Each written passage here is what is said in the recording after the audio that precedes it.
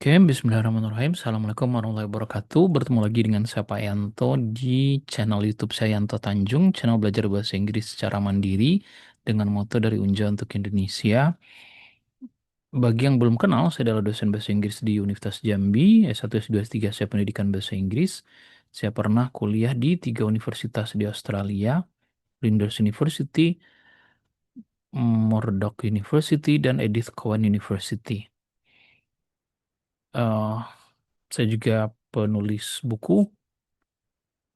Ini buku masterpiece saya, ya, hasil penelitian yang dituangkan dalam bentuk buku. Jadi banyak orang yang bisa mengaksesnya. Kalau saya kirimkan ke jurnal Q1, nggak ada yang mau baca ya. Dan saya juga harus bayar puluhan juta untuk bisa sampai ke Q1, walaupun nggak semuanya seperti itu. Makanya saya lebih suka menulis buku ketimbang jurnal artikel. Manfaatnya lebih jelas sama kayak YouTube ini. Manfaatnya lebih jelas ketimbang artikel Q1 bayar 40 juta misalnya. Oke, mari kita lanjutkan skill 15. Ini dari buku Longman Preparation khusus bagi mereka yang belajar TOEFL yang sudah advance, yang targetnya 650 ke atas. Kalau yang masih pemula, saran saya lihat di playlist belajar TOEFL bagi pemula, karena yang ini bukan pemula.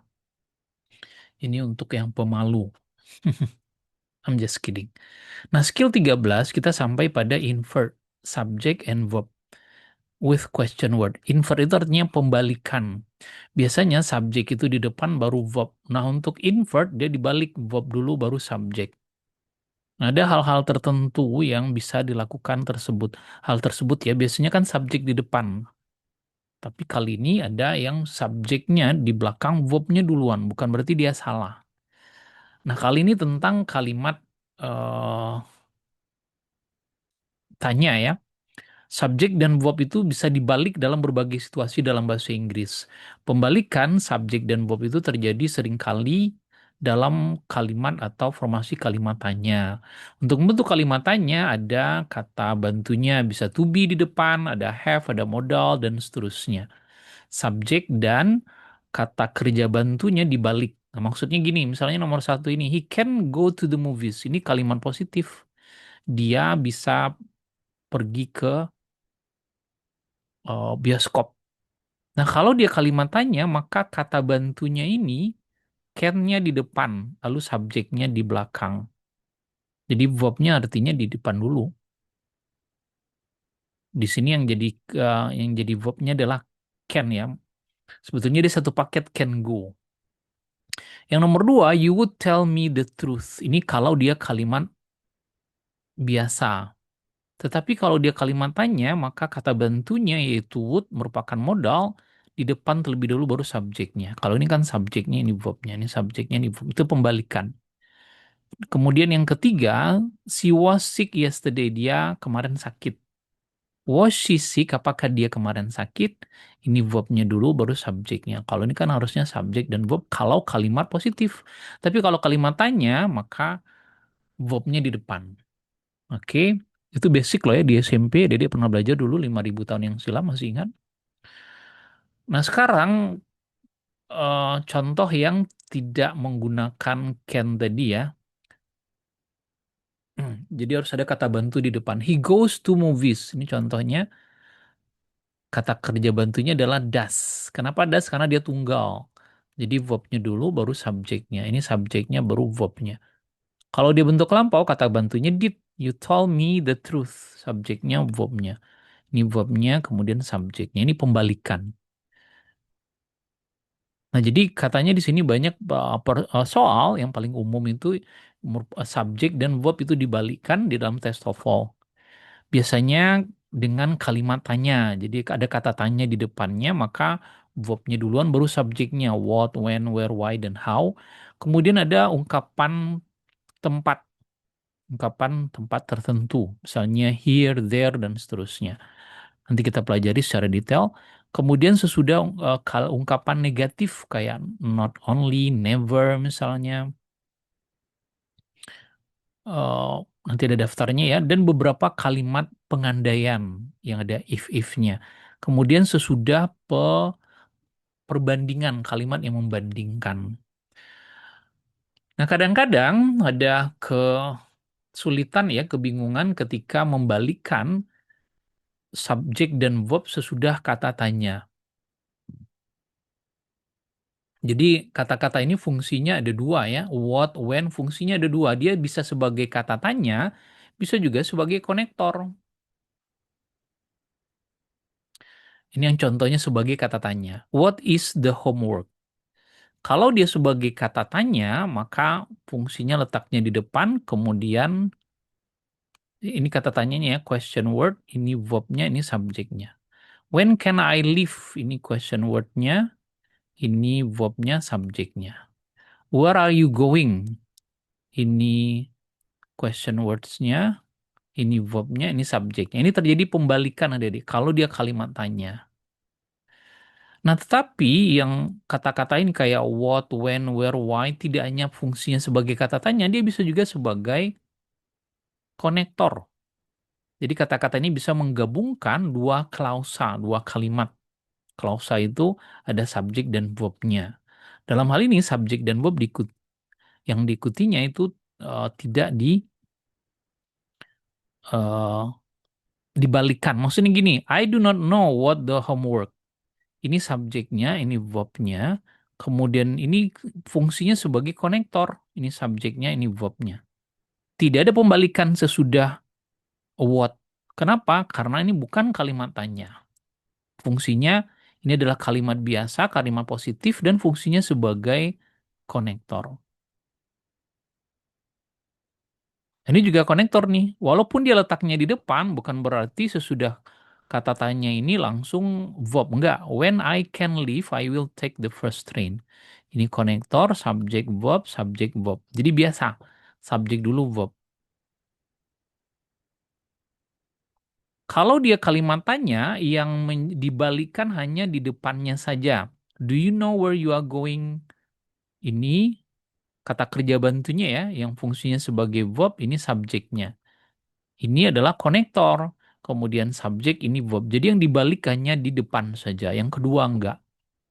Baik dia kalimat tanya maupun kalimat positif. Oke, semoga mudah dipahami. Kalau tidak, ya ditanya ya di grup. Kok di grup? Di komentar. Nah, perhatikan contoh soal TOEFL-nya. The lawyer asked the client why bla bla bla it. Ini adalah subjek. Ini adalah verb. Artinya ini fungsinya bukan sebagai kata tanya, tapi sebagai konektor. Kalau sudah ada konektor, berarti susunannya subjek dan verb, bukan verb dan subjek. Nah, mana subjek dan verb cuman ini? Ini verb subjek, ini verb subjek, ini verb saja. Ini objek loh ya, bukan verb. Oke, nah ini dia kata tanya yang bisa berfungsi sebagai kata tanya dan bisa juga berfungsi sebagai kata penghubung. Kalau dia sebagai kata tanya, maka harus dibalik subjek dan verb. Tapi kalau dia sebagai konektor, maka fungsinya tidak dibalik. Ini contohnya kita tambahkan lagi, what are they? Ini question words-nya, ini verb-nya, ini subjeknya dibalik. Tetapi kalau dia fungsinya sebagai konektor, I know what they are. Ini subjeknya, ini verb-nya, ini konektor. Subjek, verb. Susunannya biasa subjek dulu, verb dulu. Baru setelah itu verb. Oke, nah ini soal latihannya. Silahkan seperti biasa yang kayak gini nih adek nanti 5 menit dipauskan dulu, kerjakan dulu, baru ikuti ya. Ini di buku, saya insya Allah akan upload bukunya itu di halaman 132 ya. Silahkan adek lihat 132. Nah, nomor satu sudah dijawab salah. Kenapa salah? Mari kita lihat. The phone company is not certain when will the new directories be ready. Ini subjeknya, ini verbnya. Karena ini bukan kalimat tanya, berarti fungsinya ini adalah sebagai konektor. Kalau dia konektor harusnya subjek dulu baru verb. Harusnya ini dulu, baru will-nya di sini. Ini salah, makanya incorrect. Number two, the professor does not understand why so many students did poorly on the exam. Ini subjeknya, ini verbnya, kalimat negatif. Ini konektor, ini subjek. dan ini verb-nya. Udah bener, karena fungsinya sebagai konektor. Nah, nomor tiga itu how new students can get information about parking. Ini kalimat tanya. Artinya ini question word, bukan konektor. Kalau question word, sesudah question word harusnya verb dulu. Jadi can dulu. How can new student get information? Bukan how new student can, incorrect. Jadi ininya ke sini ya. Number four, where. Nah, ini where lagi di depan dan ini ada tanda tanya, berarti dia question word. Kalau sesudah question word itu verb dulu, baru subject. Nah, ini dia. Ini verb, ini subject. Udah benar. Only the pilot can tell you how far can the plane go on one tank of fuel. Ini subject, ini verb. Nah, berarti dia di tengah, bukan kalimat tanya. Berarti fungsinya sebagai konektor. How far sebagai konektor ya. Sesudah how far, coba lihat, harusnya nomor 5 harusnya subjek dulu. How far, konektor ya. Subjeknya the plan. Jadi can go-nya di sini. Berarti incorrect.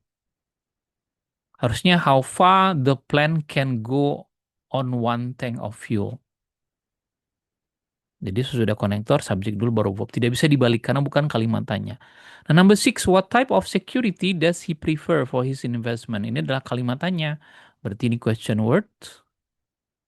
What type ini? Kemudian ini verbnya, does. Kemudian ini subjeknya. Correct. Not even the bank president knows when the vault will be open. Ini subjeknya, ini verbnya. Berarti ini fungsinya sebagai konektor. Lalu diikuti subjek, kemudian ikuti verb. Jadi nomor 7 itu correct. How long it has been since you arrived in the United States? Ini kalimat tanya.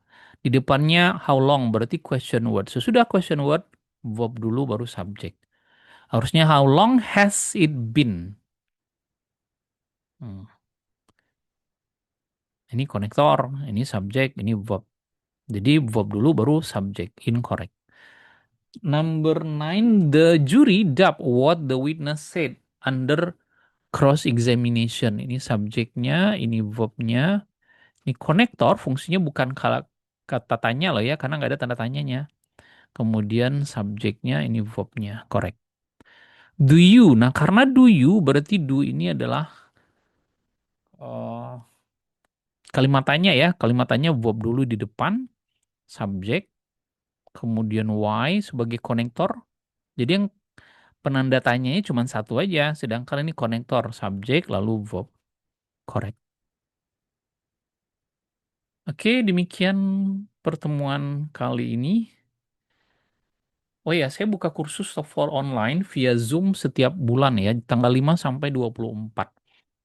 Biayanya 750.000, 20 kali pertemuan, dapat PDF, bukunya, audio, kemudian PPT, bisa konsultasi bahasa Inggris, latihan wawancara, beasiswa, dan sebagainya tanpa biaya tambahan. Silakan cek WA, langsung ditanyakan, silakan daftar kapan saja, setiap bulan kita buka. Ada juga kalau mau lebih murah, ada di website saya 325.000 untuk 19 eh, video pembelajaran, durasinya sekitar 8 jaman, itu bisa diakses selamanya. Ada pretest, posttest, dan ada tes simulasi juga, gratis 1 kali. Dan ada sertifikatnya. Dan jangan lupa berlangganan ya, hanya 20.000 per bulannya. Thank you very much. See you goodbye. Assalamualaikum warahmatullahi wabarakatuh. Bye-bye.